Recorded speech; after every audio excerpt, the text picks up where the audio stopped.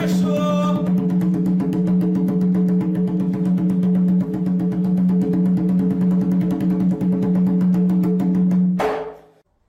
Boa noite, moço. Boa noite, tudo bem com o senhor? Tudo indo, né, moço? E o senhor, como é que o senhor está? Está me ouvindo bem? Eu estou ouvindo bem. Você está ouvindo Graças bem? a Deus. Olha, estou sim. Muito obrigado. Diga lá, moço. Olha, que eu estou aqui para ouvir e estamos- para dizer muitas coisas para você também. Vamos lá. Estamos muito honrados de recebê-lo aqui e poder aprender com o senhor, viu? Estou ouvindo, pode dizer. O senhor é o guardião da meia-noite ou um guardião? Eu sou um dos guardiões da meia-noite.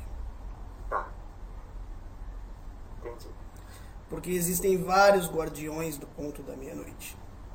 Tá certo. E o senhor, a última encarnação sua foi na Terra? A minha última encarnação eu fui escravo. Tá. Escravo aqui na Terra, né? Aqui na Terra. Tá certo. O senhor pode contar um pouco dessa última encarnação? Eu fui trazido para cá, para esse país onde vocês moram. Ah, E tive que aprender os costumes de vocês. ah, Tive que largar a minha família onde estava, assim como também as pessoas que eu gostava. E tive que aprender os costumes dos homens brancos, porque eu sou negro. Tive que aprender a cultura dos homens brancos. Tive que aprender a lidar com eles para poder sobreviver. Então, quando eu cheguei aqui, o meu trabalho era no campo. Era só para fazer trabalho no campo. Mas aí eu conheci uma negra que também tinha sido capturada para cá. E essa negra, ela mexia com processos magísticos. Foi aí que eu me encontrei entrando nos mistérios da magia. Juntos, eu e ela fizemos muitas bruxarias. Fizemos coisas que você nem imagina. E aí todo o meu processo começou nesse sentido. É por isso que eu me tornei um guardião do ponto da meia-noite. Porque o guardião do ponto da meia-noite trabalha com processos magísticos. Você está entendendo, moço? tô entendendo. E, Então, por conta desses processos magísticos que eu realizei no passado, eu me vi preso nas armagias, nas armações das magias que nós criamos naquela época. E aí, quando eu desencarnei, fiquei preso por conta desses processos. Tá ouvindo, moço? Entendi. Então, o senhor fazia magia negra e essa magia negra resultava em maldades para outras pessoas. Isso, moço, é isso mesmo.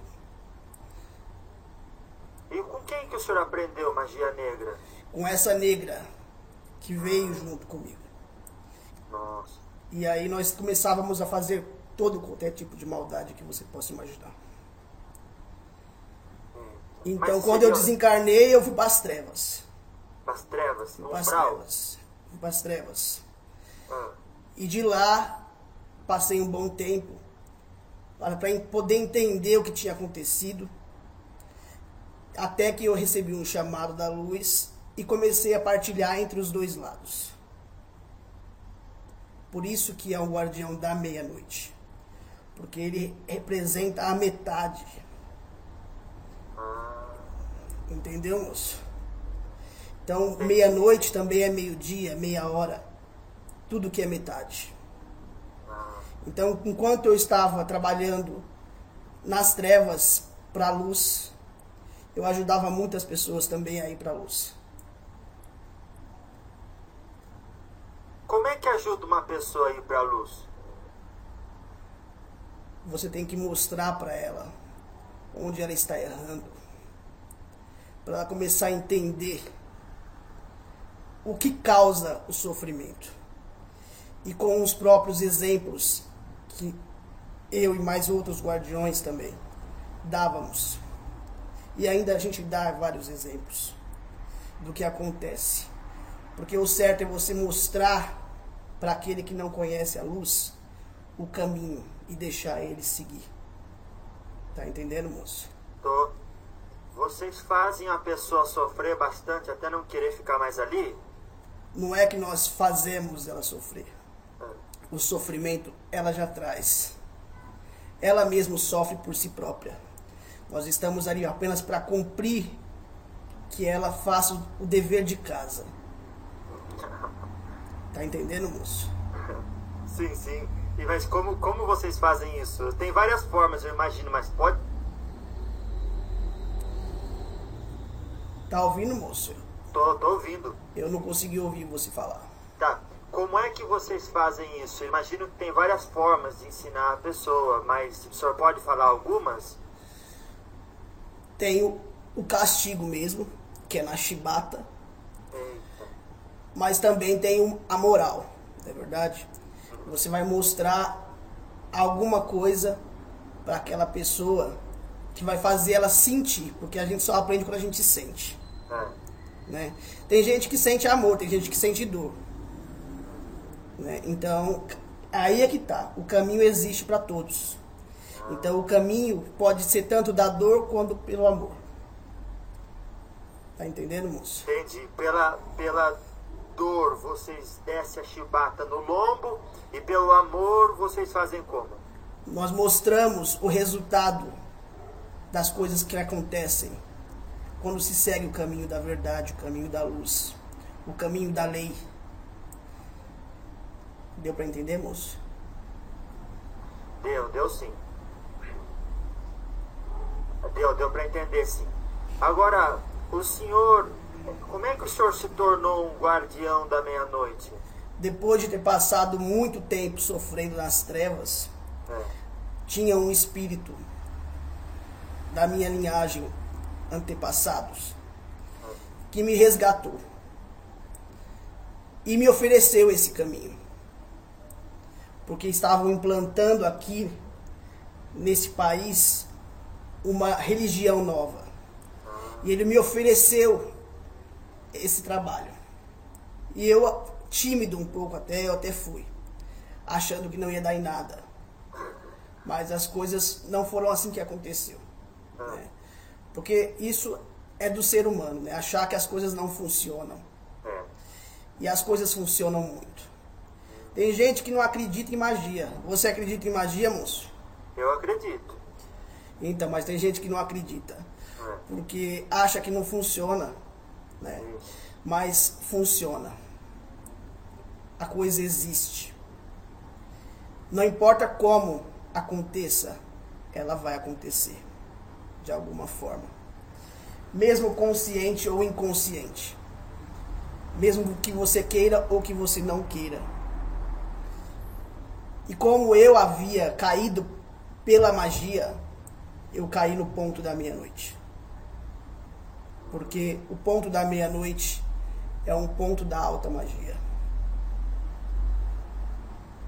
Tá entendendo, moço? Tá, tô entendendo. O senhor pode dar um exemplo de uma magia que as pessoas acreditam que não funciona e o senhor sabe por fato que funciona?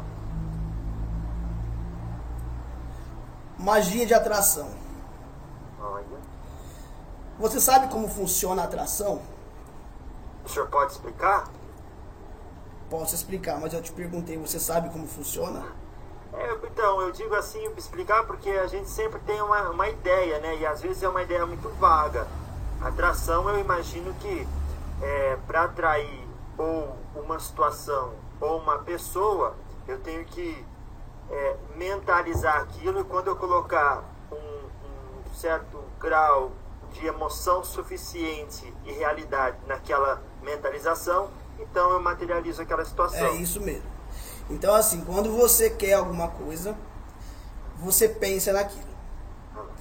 automaticamente, quando você pensou aquilo, sai um fio de você e vai naquele objeto de desejo que você quer. Quanto mais você pensar naquilo, a distância entre você e o objeto de desejo se torna menor. Tá entendendo? Sim. Então esse fio ele vai se fortalecendo e vai se contraindo até chegar a você. Certo, moço? Certo. Então imagina que muita gente não acredita nisso. Mas isso é uma coisa que acontece. Nossa. Imagine que você pensa o dia inteiro, não é, moço? Não é verdade? Imagine o quê? Que você pensa o dia inteiro, não é? Isso, é verdade. Cada pensamento é um fio, Eita. né, moço? Sim. Então você pensa o dia inteiro, você quer fazer muitas coisas o dia inteiro. E aí você começa, alguns você desiste fácil, outros você insiste até que você consegue. Agora você já se imaginou se você é o objeto de desejo? Nossa. E alguém está querendo me atrair? Sim. E aí? Então, a gente dá os fios que saem da gente e a gente recebe também muitos fios. E esses fios às vezes não são só de querer a pessoa. São fios que são emanados com sentimentos ruins, com energias ruins. Então aí quando a pessoa chega num espaço, num terreiro, num centro, né, e ela já vai entrando, os guardiões começam a verificar esses fios, da onde que estão vindo esses fios. Olha. E aí é que tá. Tem fio que pode ser tirado, tem fio que não pode ser tirado. Então começa-se uma limpeza na pessoa. E aí tem gente que chega parecendo um novelo de lã, tanta linha que tem. É bem assim que parece. Ei. E parece que um gato brincou com o novelo de lã e ficou aquela coisa louca. Então, o trabalho dos guardiões começa por aí. Verificar o que pode ser tirado, o que não pode ser tirado. Tem fio que é ancestral. Tem os fios que ligam você aos orixás. Tem os fios que te ligam aos antepassados. Então tem coisa que tem que ficar, tem coisa que tem que tirar. Então o trabalho começa por aí. E essa é uma magia que funciona, mental, de atração. Então, você queira ou não, você pode ser objeto de desejo. Deu pra entender, moço? E a hora que eu não quero, o que eu posso fazer para evitar?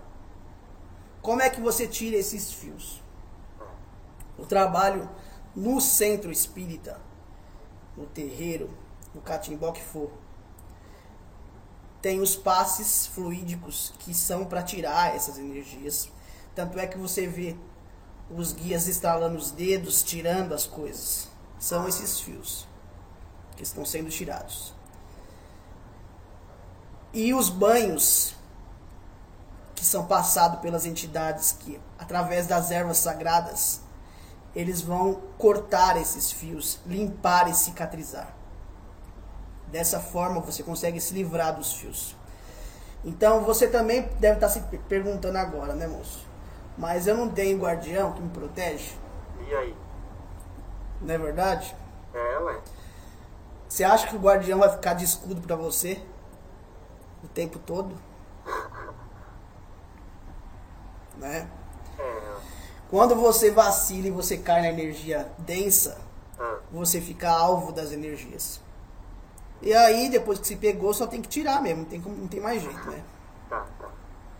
Claro. Tá bom. E o senhor, para se tornar, eu imagino que, por exemplo, o senhor se tornou o guardião da meia-noite, não se tornou o Exumaré, não se tornou Marabô, não se tornou Tranca-Ruas. Seria por afinidade e pelos seus conhecimentos? Foram exatamente por isso que eu caí no ponto da meia-noite. Tá. Porque primeiro eu fui castigado porque eu usei magia indevidamente. Né? Era magia negra pesada mesmo. Nossa. Né? Então, primeiro eu tive que pastar, apanhar um pouco das energias, né? Pra conhecer. Porque se você também não conhece, você não tem como tratar.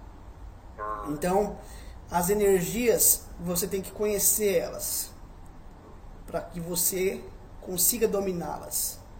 É como você tomar uma vacina. Você tem lá o bicho dentro de você, para o seu corpo começar a expulsar ele. Você precisa experimentar aquela coisa. Então eu passei por esse processo. Conheci a magia negra, tudo quanto era da bruxaria que existia naquela época. E experimentei de várias coisas.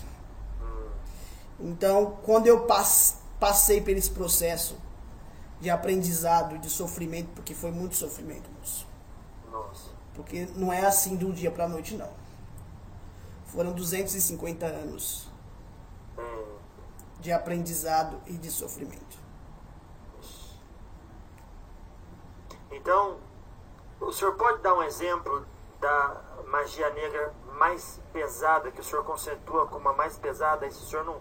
Isso eu não posso te dizer aqui não. Isso. Se o senhor não pode dizer como o senhor fez, o senhor pode dizer o mal que surgiu dela? O mal que surgiu? É. Alguém morreu? O pior mal é quando você mata alguém, né, moço? Porque você tira a liberdade da pessoa a viver. E esse era uma coisa que era corriqueira naquela época. Nossa. Né? Se você queria tirar alguém do seu caminho e chegasse pra mim, pra aquela nega, era muito fácil. E tinha muitos escravos naquela época que faziam isso. Esses escravos depois vieram a trabalhar comigo, porque eu resgatei muitos deles e fazem parte da minha falange. O senhor então é chefe de falange? Sim, eu tenho uma falange.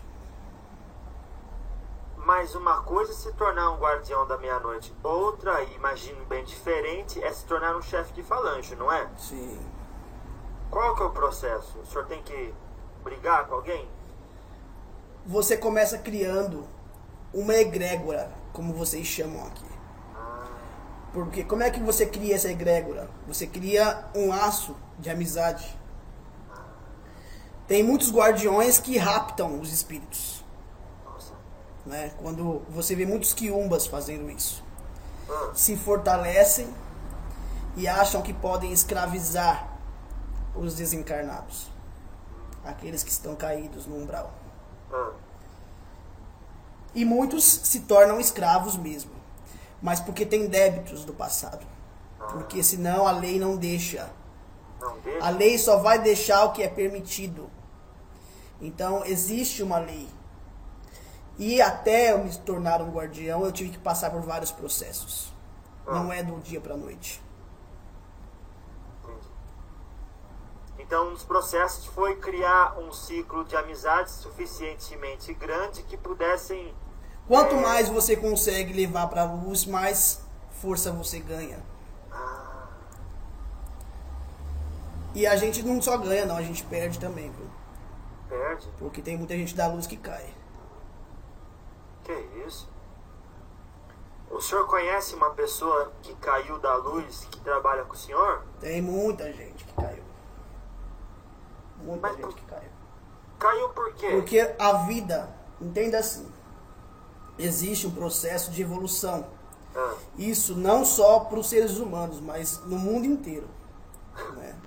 Então as plantas também têm o seu grau de evolução, assim como os animais têm. E os seres humanos também têm esse grau de evolução. Então a gente passa por processos. Né? Então a gente tem um grau mais denso, que é onde se trabalha, não se pensa, é automático, é mecânico. É um grau mais denso. E visualiza uma escada, onde a base dessa escada é o maior degrau. Você está visualizando, moço? Sim. Então, nesse degrau é onde se concentram a maior parte das pessoas. Né?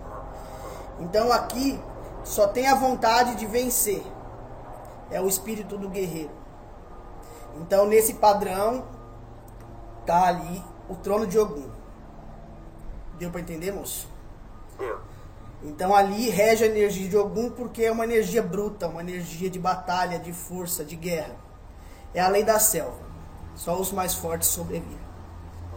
Né? Mas como a gente está falando de evolução, então sempre tem alguém que foge à regra, né, moço? Não é verdade? Então tem aquele que deixa de agir por instinto e começa a pensar. É aí que surgem os filósofos, os professores, os pensadores. E aí a evolução sobe mais um nível do degrau, um pouco menor do que o degrau de baixo. E aí você cai na vibração de Oxóssi. Deu para entender, moço? Que é a vibração do conhecimento. E aí, quando se tem o conhecimento, eles descobrem que para conseguir passar para os outros níveis, é necessário fazer uma conexão com o lado espiritual. Então, nesse nível, já se tem uma noção de algo divino. Deu para entender, moço? Já, sim. Então, nesse nível, eles começam a criar as conexões com a espiritualidade. É onde estão as religiões. Certo, moço? Que mostram para aquelas pessoas do degrau abaixo e ensinam como se deve alcançar a espiritualidade. Quando se entende esse processo, você sai desse nível e sobe um degrau acima, um pouco menor também, que é um degrau da espiritualidade, regida por um orixá, Yorimá. Já ouviu falar de Yorimá? Sim. É a linha dos pretos velhos, não é? É a linha do conhecimento espiritual, não é verdade? Então, dali, os poucos que chegaram até ali conhecem e acham que sabem muito, não é verdade? Então, você veja bem que eu já te passei 3 níveis aí. Já, né? já. Nesse vai e vem, tem gente que sobe e que desce. Né, moço? Então tem gente que chega lá no terceiro e depois cai e tem que começar de novo. Porque não entendeu ainda. É um processo. Né? Depois que você passa por esse grau, por esse processo de espiritualização, aí você começa a cair por luxúria. Porque você acha que você é Deus e você não é Deus. Você apenas aprendeu como se conectar com o lado espiritual. Nossa. E você não é Deus, você não tem poder. Mas muitos acham que tem poder. E aí você cai. Mas se você não cair, você entende que existe um equilíbrio entre tudo. Existe uma razão para tudo. E aí você vai para um outro degrau, que é o degrau da justiça, regida por Xangô, que faz ter o equilíbrio entre as coisas. Mas aí, quando você acha que você tem o equilíbrio, você pode cair na soberbia, né, moço?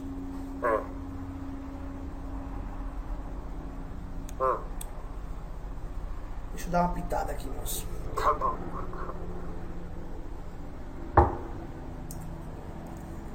E aí, quando você acha que você tá bam, que você tem dinheiro, que você tem espiritualidade, você se acha melhor. Você não entende aquelas pessoas que estão abaixo. E aí você cai. Mas se você não cair e você entender que aquilo é apenas mais um processo, você consegue alcançar o próximo degrau. E como é que chega nesse degrau? Você precisa ter uma pureza. Você precisa ser criança de novo. Então você entra na vibração de Ori. Então tudo você começa do zero de novo, aprendendo como uma criança. E para alguns é fácil, para outros nem tanto, né, moço? Aí, quando chega nessa época, nesse pedaço da escada, tem muitos que esquecem de tudo porque virou criança, esquecem dos deveres que tem, e aí você cai. Mas se você não cair, tá me ouvindo, moço? Tô ouvindo bem, pode falar. Mas se você não cair, moço, aí você sobe mais um degrau. Né? E aí você chega num degrau onde você tem o amor incondicional. E você entende que tudo faz parte de uma coisa só. Você entende a dualidade que existe no planeta. Você entende que tudo tem uma parte positiva e uma negativa. Existe morte e renascimento. É nesse degrau que está o trono de Iemanjá, que é o amor incondicional. Mas como também é um degrau, né, você só tem mais um degrau para cumprir. Se você conseguir tudo, entender todo o processo, aí você consegue a iluminação e você alcança o degrau de Oxalá e você começa a irradiar a fé para todos os outros níveis. E aquilo começa a equilibrar. Quando você alcança aquilo, aí você consegue alcançar um grau maior, que aí é outros planos espirituais. Deu para entender, moço? Eu falei assim, resumido, para você entender. Nossa. Tá? Só que essa escada também, ela também tem o lado inverso dela. Então. Tá? Porque a mesma coisa que sobe, ela também desce. Né, moço? É, tem que ser assim. Então, tem os 7 degraus para cima e os 7 degraus para baixo. Olha. Né? E aí cai nas vibrações dos guardiões, de acordo com o degrau que tem. Mas esses 7 degraus para baixo, como é que é? É Oxalá e Iemanjá tudo igual? Não, aí são os guardiões planetários. Eles que vão, por exemplo, se você tá no primeiro degrau, Ogum, e você não tá positivo, não tá conseguindo passar pro degrau de cima, você automaticamente cai pro degrau abaixo da escada de Ogum, que é regido pelo guardião Tranca-Ruas. Olha.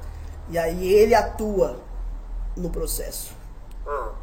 Até que você seja apto a subir de novo o degrau. Claro. Entendeu? Uhum. E aí, se você tá no segundo degrau de Oxóssi e você cai, você não vai cair já no Tranca-Rua. Você vai cair na vibração de outro guardião. De Ogum. Não, você vai cair na vibração do Oxóssi, porque você está na outra vibração. Porque o aprendizado é diferente, não é o mesmo. Porque é uma evolução. Se você que está no degrau de Oxóssi cair para algum de novo, não tem porquê. Você tem que aprender alguma coisa ligada ao seu grau de evolução. E aí tem um guardião que trabalha ligado a esse degrau. Então, na linha de Ogum tem 7 degraus para baixo. Na linha de Oxóssi também, de Orimá. Assim Todos eles têm um degrau abaixo.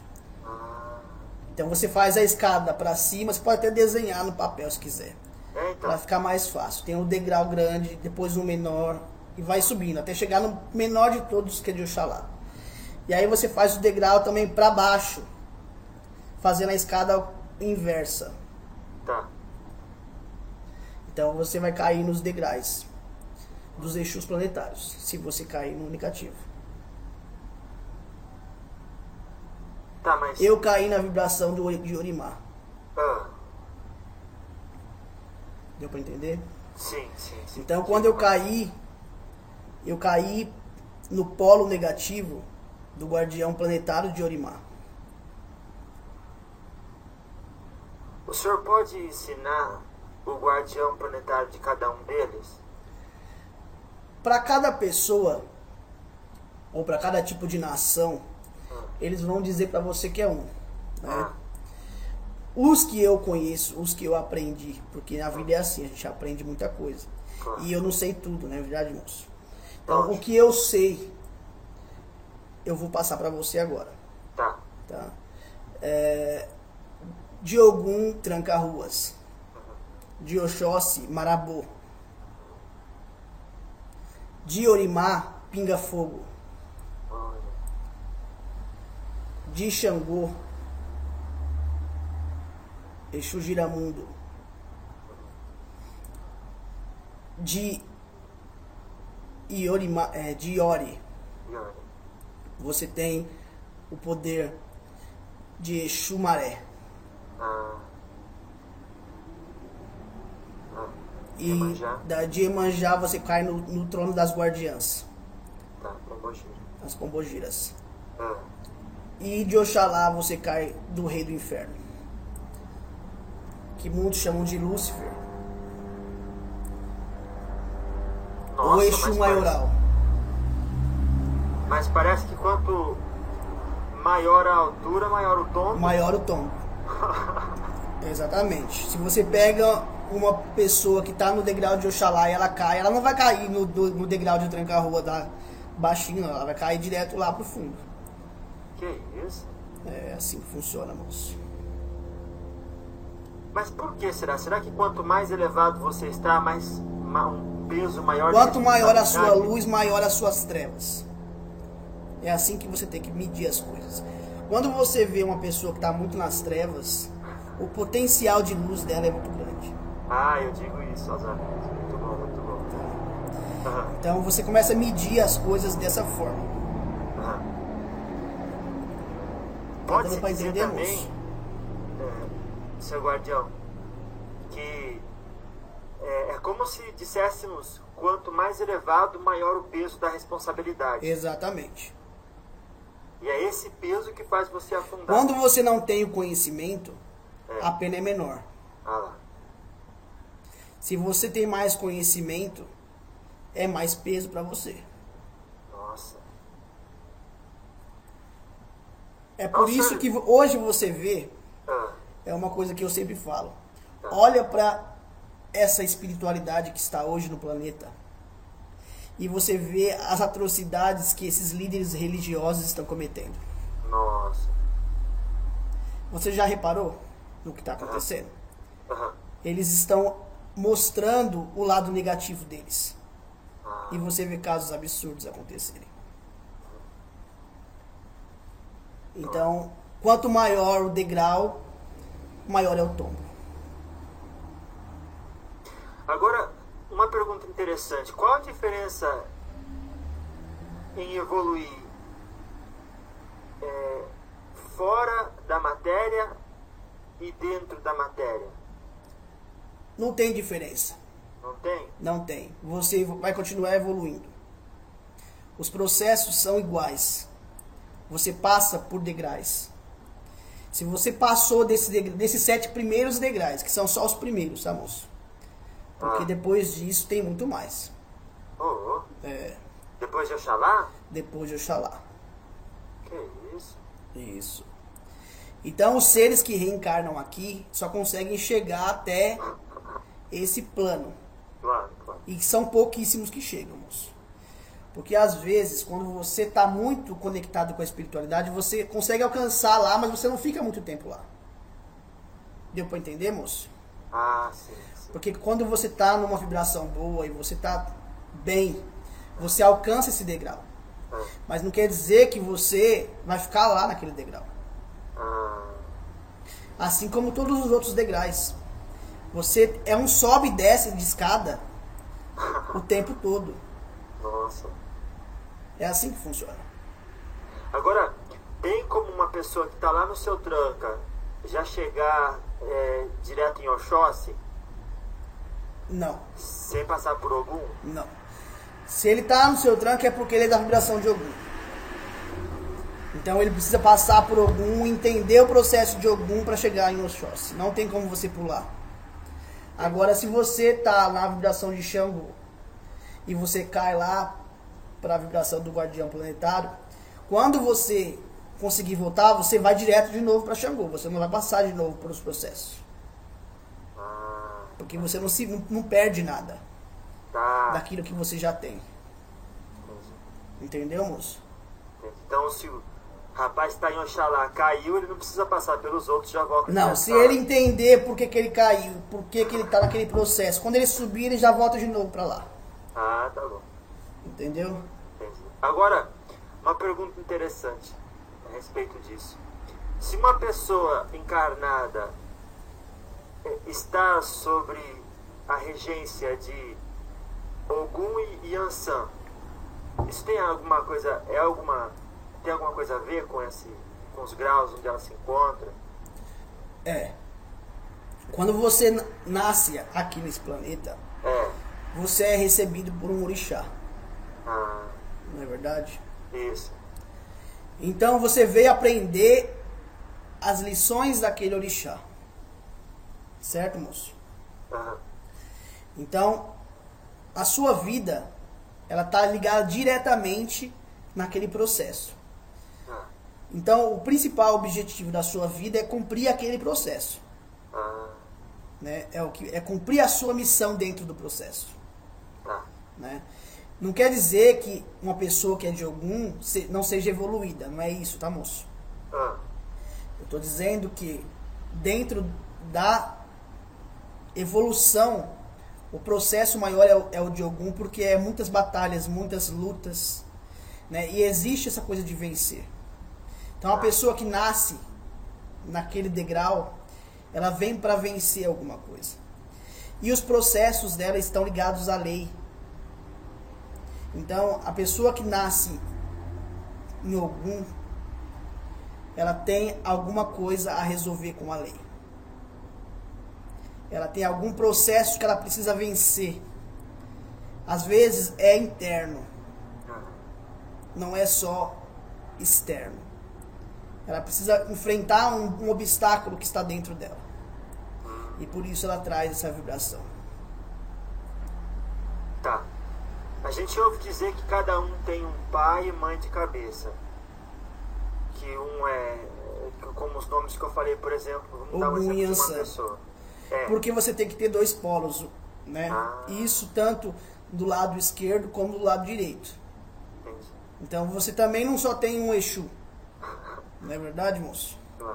Você tem um Exu que está designado para tomar conta de você, mas aí você tem o Exu do seu orixá masculino, e do seu orixá feminino, ou do seu orixá positivo e do seu orixá negativo. Né? Então, quando você tem um guardião Exu Tiriri, por exemplo, e aí você traz o Tiriri como seu guardião protetor, porque ele foi designado, mas ele vai trabalhar na linha do seu orixá positivo e do seu orixá negativo, e cada um deles traz um guardião. Entendeu, moço? Então, o seu guardião Tiriri, ele pode trabalhar com um outro guardião, na linha daquele guardião do orixá positivo, com outro guardião da linha do orixá positivo. Deu para entender? Entendi. É como se fosse uma tríade. Claro, claro. Vamos dizer, um exemplo só. Digamos Tiriri de Oxóssi. E aí ele pode trabalhar com alguém de Ogum e alguém de Yansan. Sim. Eu tô dizendo assim para você. Você tem um guardião Tiriri, por exemplo. E aí você é filho de Oxóssi com Oxum, por exemplo. Tá? Então, o guardião de Oxóssi, vamos supor que seja o seu Marabu. E o da Oxum, o seu capa preta. Então, o seu Exu Tiriri trabalha na linha do capa preta e do seu Marabu. Entendeu? Claro, nesse exemplo, né? Nesse exemplo. Agora eu percebi que nesses sets que o senhor passou não apareceu nem Oxum e nem Yansan. São os polos dos orixás. Não quer dizer que eles não atuam nos níveis, porque existem vários orixás. Então eu citei apenas os principais tronos que existem. Mas existem muitos mais. Dentro dos próprios tronos existem as subdivisões. E é muita coisa para te falar assim, de uma hora para outra. Né, moço? Claro. Então, quando o senhor ficou sabendo que eu gostaria de falar com o senhor, qual que é a primeira coisa que veio na sua cabeça? A primeira coisa para mostrar para você era essa parte do equilíbrio. Dessa escada que sobe e desce. E que a qualquer momento você pode subir ou você pode descer. Entendi. Então, esse foi o principal objetivo de falar com você. Olha. Então quando alguém desce, e aí ele perde aquela vibração que permitia estar naquele reinado e fica numa vibração similar a de um Exu que vai, por exemplo, chicotear ele? Não chicotear, né? Porque assim a gente está colocando o Exu como um grande vilão, né, moço? E nem sempre é dessa forma. Tá. Né? Existem várias formas de você fazer um espírito entender. Claro. Quanto maior o seu grau de evolução, menos a necessidade de passar por um processo desse. Claro. Só o fato de cair, estar na mesma vibração, não na mesma vibração que um Exu, mas na mesma vibração que um espírito trevoso, porque o Exu está nessa vibração por trabalho, não porque ele é isso, não é mesmo? Exatamente. Como eu te disse, tem muitos guardiões que trabalham para a luz. Então eles estão nas trevas com o objetivo de pegar e resgatar espíritos e mandar para a luz. Esse é o principal objetivo. Então, um espírito que já está no degrau de Oxalá, só o fato de ele cair na vibração de um espírito trevoso, ele já deve sentir muita vergonha, né? Sim. Isso por si isso mesmo... que se torna mais difícil, né, moço? Porque ele passa por um processo de autocondenação. E aí, quanto maior conhecimento você tem, quanto maior a sua mala, mais peso se tem. Olha. Claro que quanto mais você ama as pessoas, mais você sofre por suas dores. Mais gente, mais oportunidade de sofrimento, entre aspas, né? Sofrimento. Mas você tem, não é assim? Também. Olha. Qual foi o espírito mais evoluído que o senhor já pôde conversar? Tem um caboclo que eu conheci, mas que eu não consegui nem chegar muito perto dele. Nossa. Porque ele tinha tanta luz que eu tive que até fechar meus olhos. Porque eu não conseguia ver com clareza a sua imagem. Né? Então, por conta de eu trabalhar na densidade, então o meu corpo fluídico é um pouco denso para adentrar nas profundezas onde que eu vou para resgatar aquelas pessoas que precisam ser resgatadas. Então, eu não tenho esse corpo fluídico tão leve, tão sutil para conseguir encarar um espírito de tanta luz. Nossa. Né? E houve um caboclo que eu tive a oportunidade de conhecer de longe, mas já deu para sentir o tamanho da sua força. Nossa. E ele estava na vibração de qual orixá? Um caboclo de Oxalá. Eita. Seu Pena Branca.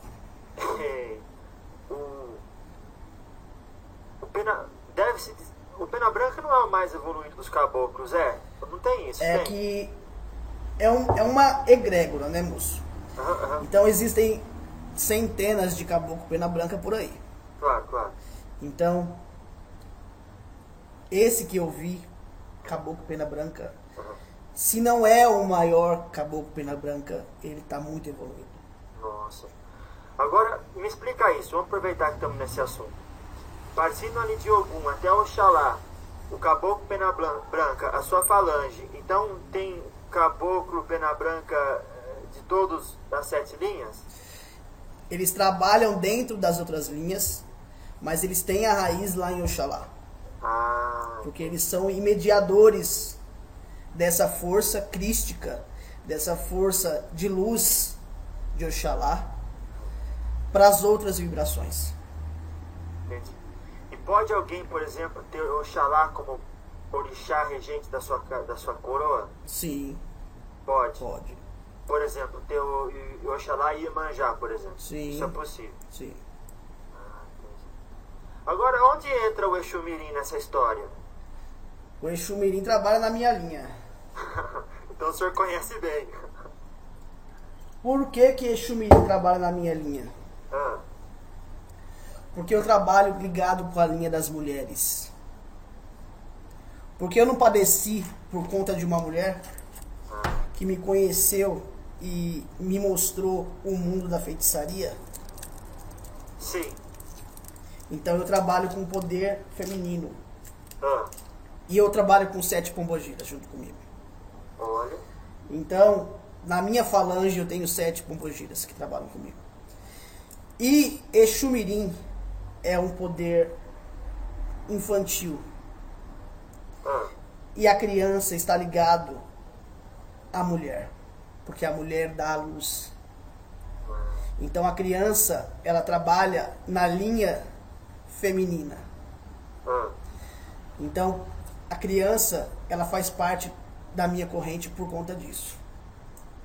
Então os Exus Mirins trabalham na vibração do meia-noite. E o senhor pode lembrar eu qual que é o orixá que rege o seu meia-noite?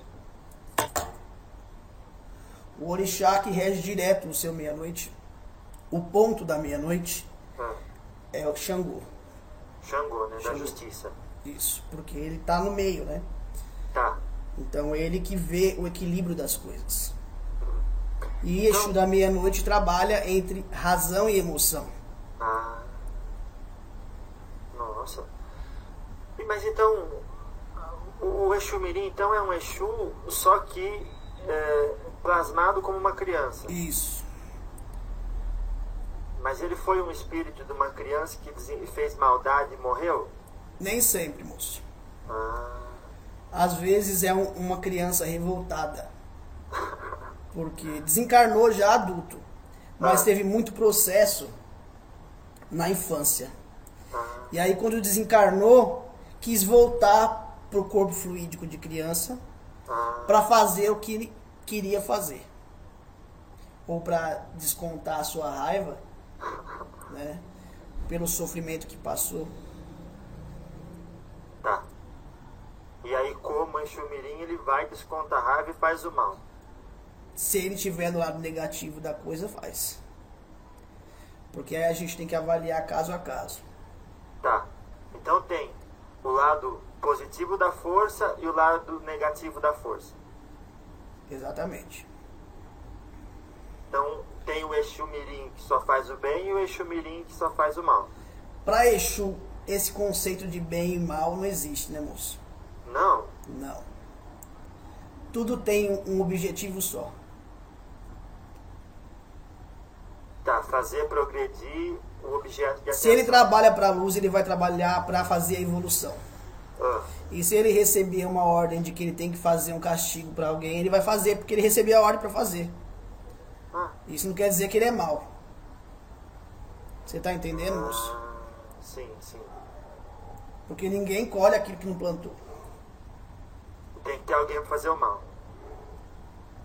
Isso é assim desde os tempos dos tempos dos tempos. Mas eu pensava, seu meia-noite, que a gente mesmo cria peso na consciência, que é o maior mal que a gente pode causar a nós mesmos. Sim, Então, Mas pra não- quê? Mas não quer dizer que você não vai colher aquilo que você plantou. Porque uma coisa é você se arrepender de uma coisa que você fez. Ah, Mas a semente já foi plantada. ah, Quem é que vai colher a sua sujeira? Não é verdade? é É o verdade. seu vizinho que vai colher, Não dá certo. né? Então você tem que aprender a tirar a sua sujeira que você colocou no mundo. Aham. É assim que funciona. Entendi. Então, quando o Exu Mirim faz mal para uma pessoa, ele só faz com ordem de um superior. Se ele for da luz, sim. Ah, Se ele for um emissário das luzes nas trevas, ele vai fazer para cumprir a ordem da evolução. tá. Entendi. Mas não é o mal, é cumprir a lei. Se ele trabalhar para a luz, ele tem que cumprir a lei. Como os outros Exus também. Todos têm que cumprir a lei. Cumprir cumprir a lei, vamos ver um exemplo assim. Cumprir a lei, por exemplo, o Exu Mirim fala assim, olha, você é um pai de santo mau, eu tenho permissão da luz para acabar com o seu terreiro, então agora eu vou infernizar isso aqui. Primeiro que se tem algum pai de santo que chegou nesse nível que você está dizendo aí, ele já não tem mais proteção nenhuma, né, moço? Então qualquer entidade trevosa vai chegar lá e vai fazer o que quiser. Nossa. Né? Agora, se for um emissário da luz, vai trabalhar no sentido de fazer ele voltar para a luz. Deu para entender, moço? Claro, claro. Então, não é que não vai deixar de fazer o castigo que tem que fazer porque recebeu uma ordem. Então, vai lá e faz ajuda no processo que tem que ser feito. Então, ele vai auxiliar no processo. Mas aquele processo foi causado pelaquela pessoa. Não foi o Exu que foi lá e fez. Claro, claro. Eu tô querendo pegar um exemplo de um processo. Seria um exemplo, assim, ó, eu dizer que o Exu Mirim foi lá, fez ele perder a casa grande, arrumar uma casa menor para ele aprender a dar valor. Olha lá. Deu para entender? É assim, né? Exatamente. Então você alcança muitas coisas e em um determinado tempo você perde o valor das coisas. E aí a espiritualidade, se ela quer te resgatar e ver que você tem a possibilidade de modificar, porque tem gente que não consegue modificar nessa vida e tem que reencarnar de novo. Nossa. Aí a entidade vai lá e atua. Na intenção de fazer aquela pessoa enxergar o próprio erro e corrigir na própria encarnação. Se não conseguir, aí desencarna. E aí tem que passar por vários processos de novo. Entendi. Então esse foi um exemplo de um Exu Mirim que está no bem. Esses que estão se manifestando na Umbanda são esses da luz, né? Depende da Umbanda, né, moço? O que não é Umbanda. A Umbanda é... Porque tem muita gente que fala que é Umbanda e não é Umbanda. Claro, claro. Você sabe que tem muito isso por aí. Realmente. Então, quando há a espiritualidade sincera, onde há realmente a espada de Ogum, a luz de Oxalá e a emanação de todos os outros orixás, aí sim é Umbanda. Quando não se tem nada, não é Umbanda. Claro, claro. E no caso, como disse o caboclo que criou a Umbanda, é a manifestação do espírito para a caridade. Sim. Tá. E aí a gente tem vários conceitos de caridade. O que é caridade para você? É o que eu ia perguntar pro senhor. Mas o senhor quer que eu fale o meu conceito? Eu quero o seu ponto de vista.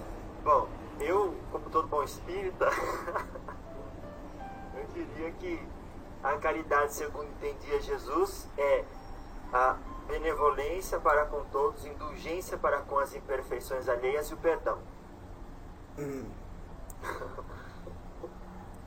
Eu diria que caridade é amar ao próximo como a si mesmo. Olha que bonito. Então você se ama. Eu sei que é uma pergunta que é um pouco difícil de responder. Mas tem hora que a gente não ama a gente mesmo. Então ninguém é 100% de caridade. Aí tem um outro sentido de caridade, que é ajudar aqueles que não têm a possibilidade de conseguir alguma coisa. Isso. Né? Então existe a caridade nesse sentido. Mas caridade só faz aquele que pode fazer. Porque tem muita gente que passa fome, né? Tira o pão da sua boca e bota na boca do alheio, sem saber porque o alheio está passando fome. Nossa. E aí a entidade vai agir sobre aquela pessoa. Aí o Exu vai entrar em trabalho, porque aquela pessoa está passando necessidade por conta de um aprendizado, por conta de um processo. E você, que não sabe de nada, pensa que sabe, está prejudicando o processo. E aí vem chumbo grosso. Então quando se tem muito e que se sobra, aí você faz caridade. Quando você precisa de muita coisa, no que você vai conseguir ajudar? Nada.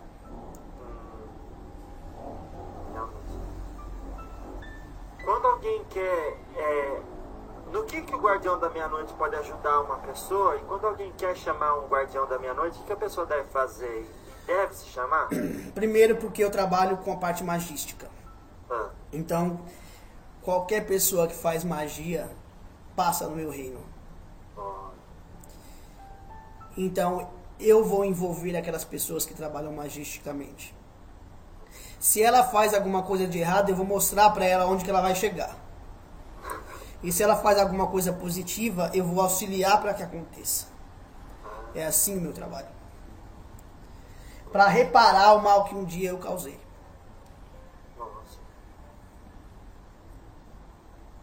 Faz 200 e... Faz quanto tempo que o senhor já está... Que eu reencarnei 250 anos. O senhor reencarnou. Tá. O senhor desencarnou, né? Que eu desencarnei. Isso. Agora, o senhor já ouviu falar que aqui na Terra escreveram um livro sobre o Guardião da Meia-Noite? Sim. Mas é um outro guardião, não sou eu. É um outro. É um outro guardião. E esse outro aí, o senhor já conversou com ele pessoalmente? Conheço vários guardiões da meia-noite. Claro. E aquele em específico o senhor conhece? Conheço também. Ele está num nível acima maior do ou meu. menor? Acima do meu nível. Acima do... então... Ele está acima do meu nível. Entendi.